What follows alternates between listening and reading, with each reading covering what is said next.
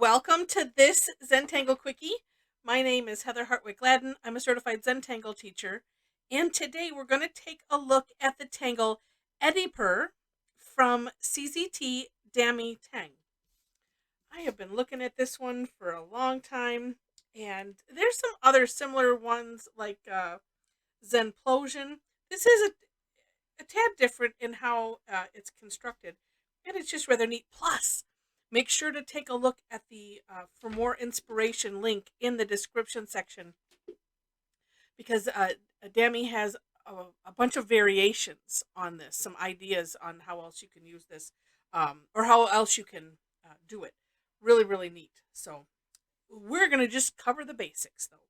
So it starts off with, and actually, if you follow what was it, KLC? It was a tangle that we did a few days ago. KLC, something like that.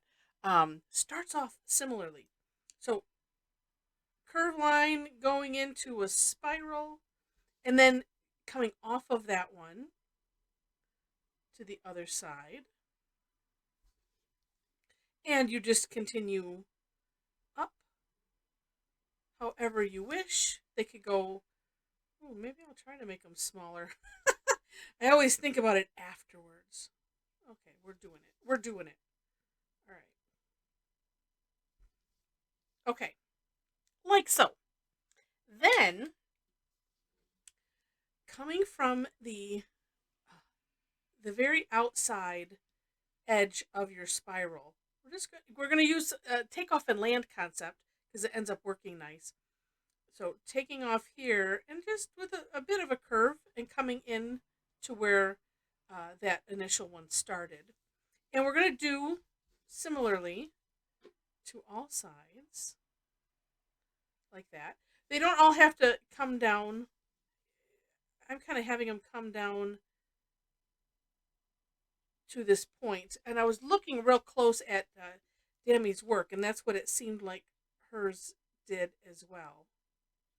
And the reason for that takeoff and land is so that we don't end up with a little weird bump. You can add a little extra curve to it as you see fit. Okay, then on the very outside of the spiral as it's gone in here, so this outside, and we're going to go to this same point like that. Same thing, just alternating using that takeoff and land concept so that way it ends up looking continuous, sort of. I noticed that I kind of bring my pen in slowly, like this, almost like a little scoop. Um, I'm gonna pull that in a little bit.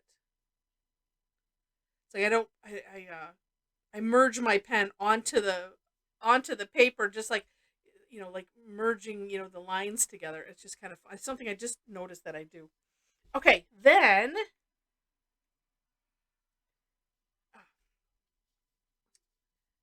now depending on how many curves, let's start down here at the bottom. So, and it's the same concept. So this outside of the spiral, kind of going in the same general direction of where the base would be.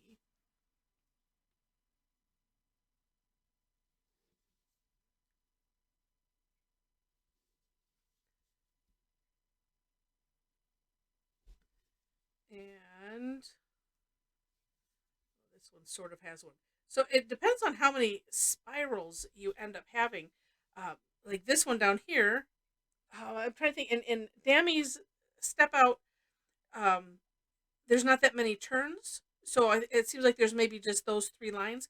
But if you end up doing more, it's the same philosophy throughout. So, okay, so I have more of a curve here. Well, then I'm gonna do similar, a straight line coming from there. I just kind of assess as I go, and have one coming from there. This one I'm just gonna have it come from the tip. That one too, sort of. Well, it has an effect.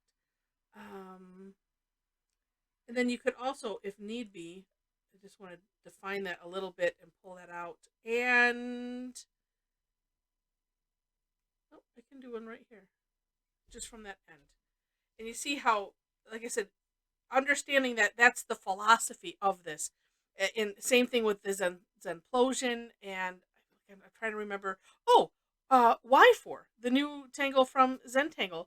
Uh, while that one is more doing it on the side, it's the same concept, and it gives us this scroll look. So again, just on the outsides and where it's coming in, and that's how you know. So that way you don't have to worry about how many turns you might have of your spiral. It's all going to work out great. Okay, now for some shading fun. The first thing I'm thinking is where things are tucked in. So obviously, because it's a scroll, type of look, that inside bit is for sure. We want to have that have some graphite.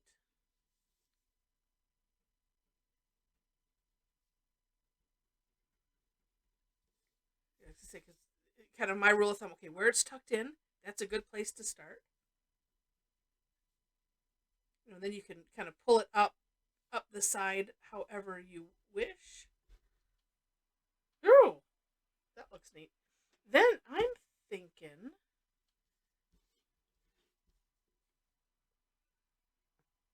I'm going on the outside of this line here that we created.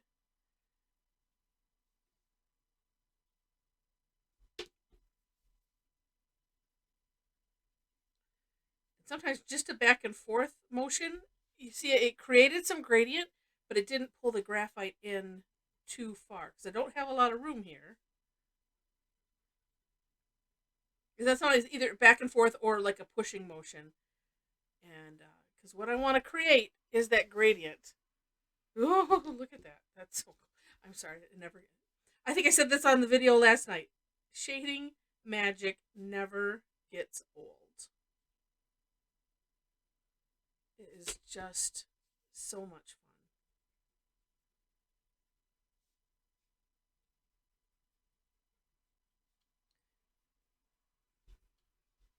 fun. Yeah. Wow. Wow. Okay, that's neat. Now, one thought that I keep having is, but I don't think I don't have a lot of room, so I'm not going to do it.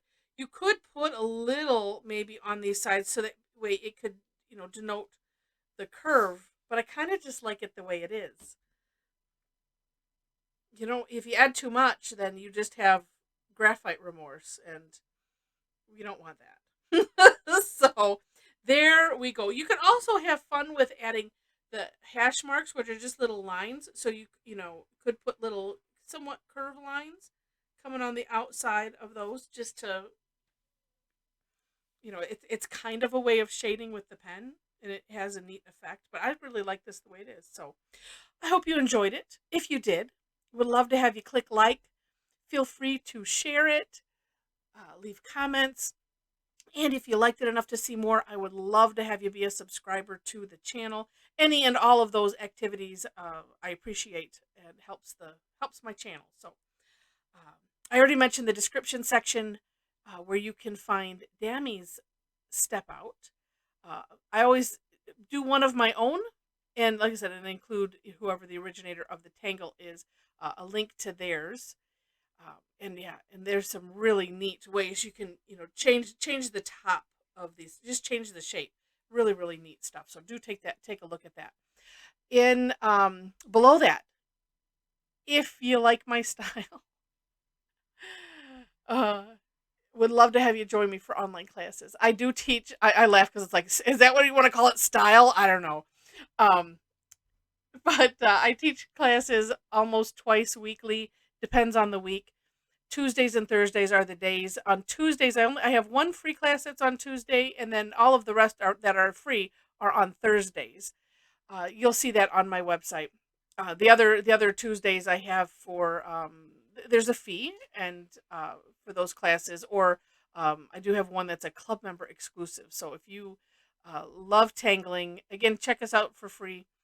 And I say us because we have a great community has developed and over the last couple of years, and it's absolutely amazing. So, yeah, come join us. Check us out if if you like it enough to where you think you might do a class a week, or I mean a month, not a week, a class a month that you'd pay for. Check that out. It might be worth your while. All right. So with that, thanks so much for watching, and I wish you happy tangling.